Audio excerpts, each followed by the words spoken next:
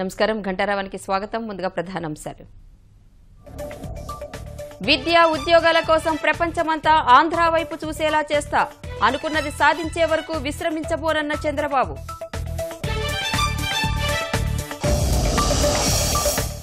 రైతుల ఆదాయం రెట్టింపు చేస్తాం, మహాసంకల్ప సభలో ప్రాధాన్యాలను వివరించిన సీఎం.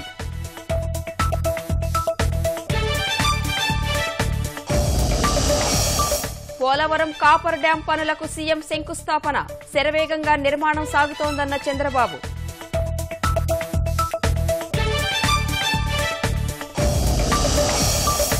రాష్ట్రంలో రేపు ఏరువాక, రాయితీ ద్వారా అన్నదాతలకు 6,000 ట్రాక్టర్లు.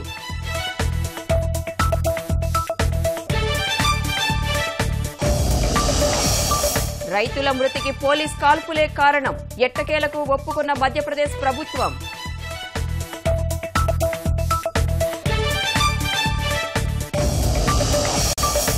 శ్రీలంకకు 322 పరుగుల లక్ష్యం నిర్దేశించిన భారత్, అద్భుతంగా రాణించిన ధావన్, రోహిత్, ధోని.